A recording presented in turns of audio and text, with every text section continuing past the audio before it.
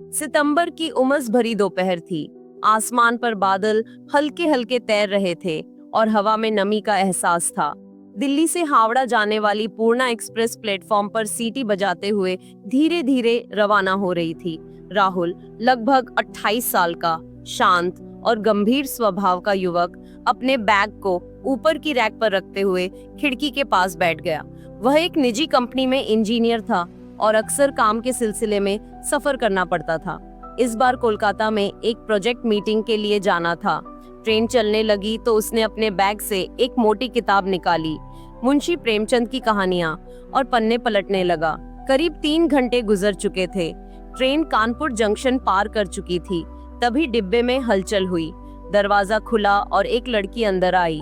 गोरा रंग, सलवार कुर्ता पहने, कंधे पर बैग लटकाए, बाल खुले हुए और आंखों में हल्की सी बेचैनी। वह डिब्बे में इधर उधर देखने लगी जैसे कोई जगह तलाश रही हो। आखिरकार उसकी नजर राहुल की सीट पर पड़ी। वह झिझकते हुए बोली, भाई साहब, थोड़ी देर बैठ सकती हूँ? राहुल ने किताब से नजर उठाकर देखा। उसके स्वर में झिझक थी, लेकिन आंखों में आत्मविश्वास था। राहुल मुस्कुराया और सिर हिलाकर बोला, हाँ बिल्कुल, बैठ जाइए। लड़की उसके बगल में आकर बैठ गई। बैग को अपने घुटनों पर रखकर वह खिड़की से बाहर देखने लगी। राहुल फिर से किताब में डूब गया, लेकिन उसने महसूस किया कि लड़की बार बार इधर उधर देख रही थी और कभी कभी उस पर नजर भी डाल रही थी। शायद उसे डर था कि कहीं राहुल उसे सीट से उठने के लिए न कह दे। थोड़ी देर की चुप्पी के बाद राहुल ने बातचीत शुरू की। कहाँ जाना है आपको? लड़की ने धीरे से कहा, कोलकाता। अच्छा, मुझे भी वहीं जाना है, लेकिन आपकी सीट कहाँ है? लड़की थोड़ी हिचकिचाई और फिर बोली, असल में मेरे पास तो जनरल टिकट है। राहुल ने भौहें चढ़ाई, लेकिन फिर सहज होकर बोला, कोई बात नहीं, टीटी आएगा तो स्लीपर का टिकट बनवा लीजिए, शायद सीट भी मिल जाए। लड़की ने हल्की मुस्कान के साथ कहा, जी धन्यवाद, तब तक बैठने दीजिए। राहुल ने सिर हिलाया, कोई दिक्कत नहीं। कुछ देर बाद टीटी आया।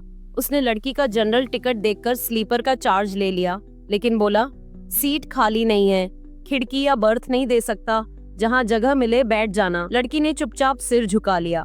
राहुल को उसकी मासूमियत अच्छी लगी। उसने किताब बंद की और पूछा, वैसे नाम क्या है आपका? लड़की ने मुस्कुराते हुए जवाब दिया, मेरा नाम संध्या है। और आपका? राहुल। बातचीत का सिलसिला शुरू हुआ। संध्या ने बताया कि वह अभी 12वीं क्लास में पढ़ रही है। गांव में उसका घर है, लेकिन वह किसी खास काम से कोलकाता जा रही थी। जब राहुल ने उसके परिवार के बारे में पूछा तो उसने कहा, मम्मी पापा भाई बहन सब हैं, पर इस बार मैं अकेली निकली हूँ। इतना कहकर वह चुप हो गई। उसकी आंखों में हल्की सी चमक थी, जैसे कोई राज छुपा हो। कुछ देर बाद उसने मोबाइल निकाला, उसमें नया सिम कार्ड लगाया और किसी को कॉल किया। धीरे धीरे बातें की और फिर लोकेशन बताई। राहुल ने अंदाजा लगाया कि शायद परिवार से बात कर रही होगी। जिज्ञासा से उसने पूछा, पापा से बात कर रही थी? स्टेशन पर रिसीव करने आ रहे हैं ना? संध्या हल्का सा हंसी और बोली, नहीं, पापा तो गांव में हैं। राहुल ने मजाक में कहा, तो भैया होंगे? संध्या की मुस्कान थोड़ी रहस्यमयी हो गई। उसने धीरे से कहा, नहीं, वो मेरे वो थे। राहुल ने हैरानी से कहा, ओह, मतलब बॉयफ्रेंड? संध्या ने नजरें झुका ली और मुस्कुराई, जी, 2-3 दिन में शादी हो जाएगी हमारी। राहुल चौंक गया, अरे वाह, तो ये भागकर शादी करने का प्लान है क्या? संध्या खिलखिलाकर हंस पड़ी, कुछ ऐसा ही समझ लीजिए। राहुल ने थोड़ी देर तक उसे गौर से देखा। लड़की की आंखों में सपनों की चमक थी, लेकिन साथ ही एक अनजाना डर भी। राहुल को समझ आ गया कि यह सफर शायद सिर्फ कोलकाता का नहीं है, बल्कि किसी बड़ी मंजिल की ओर है। ट्रेन रात की ओर बढ़ रही थी। खिड़की से आती ठंडी हवा माहौल को और सुहाना बना रही थी। संध्या ने अपने दुपट्टे से चेहरा ढक लिया था, पर उसकी आंखों की चमक छिप नहीं पा रही थी। राहुल को लगा कि यह लड़की कोई बड़ी हिम्मत वाला कदम उठा चुकी है।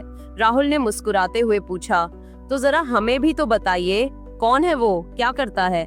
संध्या पहले तो थोड़ी चुप रही, फिर धीरे से बोली, उसका नाम आदित्य है। वह कोलकाता में एक प्राइवेट कंपनी में काम करता है, बहुत स्मार्ट है और कहता है कि शादी के बाद मुझे भी नौकरी दिला देगा, फिर हम दोनों मौज से रहेंगे। राहुल ने सिर हिलाया, फिर आपके घर वाले जानते हैं इस बारे में? संध्या ने तुरंत सिर झुका लिया, जी नहीं, किसी को नहीं पता, अगर उन्हें पता चला तो कभी मानेंगे नहीं, इसलिए मैं भाग रही हूँ। राहुल ने उसकी आंखों में देखा। और क्या तुमने आदित्य का घर देखा है? उसके परिवार से मिली हो? संध्या थोड़ी हिचकिचाई, फिर बोली, नहीं, पर उसने कहा है कि घर वाले हमारे रिश्ते के खिलाफ होंगे, इसलिए मिलने का कोई फायदा नहीं। बस हम दोनों साथ रहेंगे और यही काफी है। राहुल ने गहरी सांस ली। संध्या, तुम यकीन के साथ कह सकती हो कि वो लड़का सच्चा है? सिर्फ बातें करने से कोई प्यार साबित नहीं होता। संध्या ने तुरंत कहा, नहीं राहुल जी, आप उसे गलत मत समझिए। वो मुझसे बहुत प्यार करता है। उसने कहा है कि वह मेरे बिना जी नहीं सकता। राहुल हल्का सा मुस्कुराया। अरे, ऐसा तो हर लड़की से कहते हैं ये लोग। सच्चा प्यार करने वाला जताने की कोशिश नहीं करता, बस निभाता है। और जो सिर्फ तुम्हारे रूप या भोलेपन का फायदा उठाए, वो सच्चा प्रेमी नहीं हो सकता। संध्या ने उसकी बातों को अनसुना करने की कोशिश की, लेकिन उसके चेहरे पर एक पल के लिए सन्नाटा छा गया। शायद दिल के किसी कोने में उसे भी शक था। राहुल ने थोड़ी देर चुप रहने के बाद कहा, अगर तुम चाहो तो एक तरीका बता सकता हूँ जिससे तुम जान सकोगी कि आदित्य तुम्हारे लिए कितना सच्चा है। संध्या चौकन्नी हो गई। कैसा तरीका? राहुल ने गंभीर स्वर में कहा, अभी फोन करो उसे और कहो कि तुम्हारे मम्मी पापा मान गए हैं। अब वो भी अपने माँ बाप को साथ लाए ताकि दोनों घर वाले मिलकर शादी की बात करें। देखना उसका जवाब क्या होता है। संध्या के चेहरे पर डर और बेचैनी एक साथ झलकने लगी। अगर उसने गुस्सा कर दिया तो? अगर उसने गलत समझ लिया तो? राहुल ने धीरे से कहा, अगर वह सचमुच तुमसे प्यार करता है तो उसे कोई फर्क नहीं पड़ेगा, और अगर वो सिर्फ धोखा दे रहा है तो बेहतर है कि अभी सच्चाई सामने आ जाए। संध्या के हाथ कांप रहे थे। उसने धीरे धीरे फोन निकाला और नंबर डायल किया। राहुल भी चुपचाप उसे देख रहा था। ट्रेन की खड़खड़ाहट और बाहर बहती हवा के बीच वह कॉल किसी बड़े मोड़ की तरह लग रही थी। कुछ सेकंड बाद कॉल रिसीव हुआ। संध्या ने कांपती आवाज में कहा, आदित्य, एक खुशखबरी है। पापा मम्मी मान गए हैं। अब वो भी शादी के लिए तैयार हैं। बस वो चाहते हैं कि तुम्हारे घर वाले भी आएं, ताकि सब मिलकर बात कर लें। फोन के दूसरी ओर कुछ सेकंड की चुप्पी रही। फिर अचानक आदित्य की आवाज आई, गुस्से से भरी, झुंझलाहट से भरी। क्या बकवास कर रही हो तुम? मुझे बेवकूफ बना रही हो? तेरे जैसी कई लड़कियां आईं और चली गईं। मुझे शादी वादी से कोई मतलब नहीं, बस टाइम पास कर रहा था। अब फोन मत करना, कहकर उसने फोन काट दिया। संध्या के हाथ से मोबाइल गिर पड़ा। उसकी आंखों से आंसू बहने लगे। राहुल ने गहरी सांस ली और धीरे से कहा, देखा, यही सच्चाई थी। ऐसे लड़के अलग अलग लड़कियों के लिए अलग अलग सिम कार्ड रखते हैं। अब उसका फोन कभी नहीं लगेगा। संध्या बुरी तरह सिसकने लगी। वह अपने सपनों के महल को ढहते हुए देख रही थी। राहुल ने उसके कंधे पर हाथ रखते हुए कहा, अब एक ही रास्ता है, अपने घर वालों को फोन करो और सब सच सच बता दो। अभी कुछ नहीं बिगड़ा है। सबसे बड़ी बात, तुम सुरक्षित हो। संध्या की आंखों से आंसू लगातार बह रहे थे। मोबाइल उसकी गोद में पड़ा था और उसका पूरा शरीर कांप रहा था। राहुल को लगा मानो ट्रेन की रफ्तार उसके दिल की धड़कनों से भी ज्यादा तेज हो गई हो।